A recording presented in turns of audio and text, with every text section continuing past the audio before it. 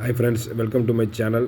இன்றைக்கி பைபிள்லேருந்து ஒரு வசனத்தை உங்களுக்கு எக்ஸ்பிளைன் பண்ணுறேன். ஆதி ஆகமத்தில் 19ஆம் அதிகாரம் 16ஆம் வசனம். Genesis chapter 19 verse 16.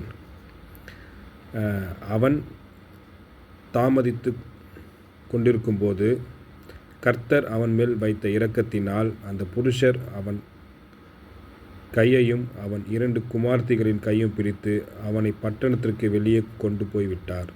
அவர்கள் வெளியே கொண்டு போய் விட்ட பின்பு அவர், உன் ஜீவன் தப்பி ஓடிப்போ, பின்னிட்டு பாராதே, இந்த சமபூமியில் எங்கும் நில்லாதே, நீ அழியாதபடிக்கே மலைக்கு ஓடிப்போ என்றார்.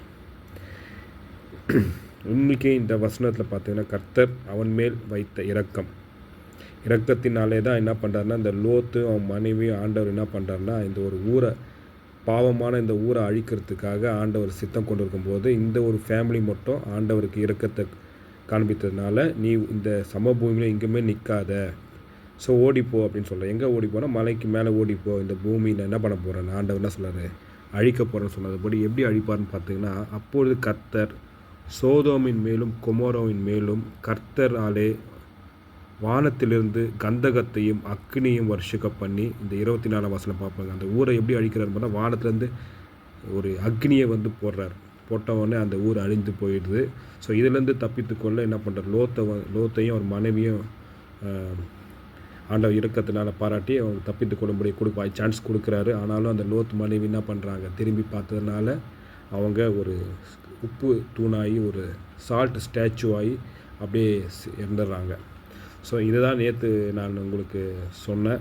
ஸோ அதுக்கு கொஞ்சம் டீப்பாக போய் பார்த்திங்கன்னா, ஏன் இந்த ஃபேமிலியை ஆண்டவர் காப்பாற்றின பார்த்தீங்கன்னா ஒரு இரக்கம், ஆண்டவரோட இரக்கம் இந்த ஃபேமிலியில் இருக்குது.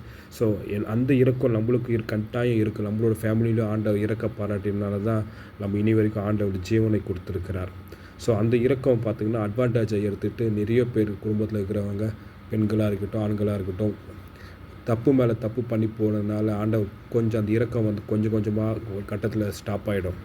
ஸோ அந்த இரக்கத்தை நீங்கள் ஸ்டாப் ஆகிறதுக்காக இப்போவே மனம் திரும்பி ஆண்டவரை நீங்கள் என்ன பண்ணணும், இந்த வசனத்தின்படி கீழ்ப்பறிஞ்சு அவரை போல் இந்த பூமியில் வாழணும்.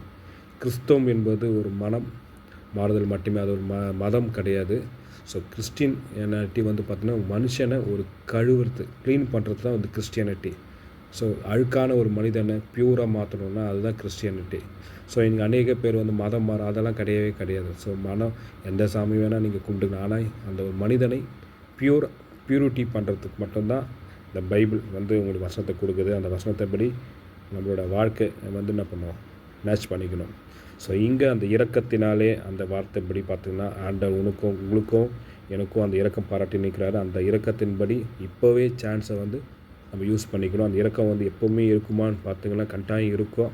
ஆனால் அந்த இரக்கத்தில் பாவத்தை செய்யக்கூடாது. மனத்திருந்தி அறிக்கை செய்து விட்டுட்டு ஆண்டவர் பிள்ளையாக வாழணும். இதுதான் இன்றைக்கோட மெசேஜ். கர்த்தர் உங்களை ஆசீர்வதிப்பார். ஆமென்.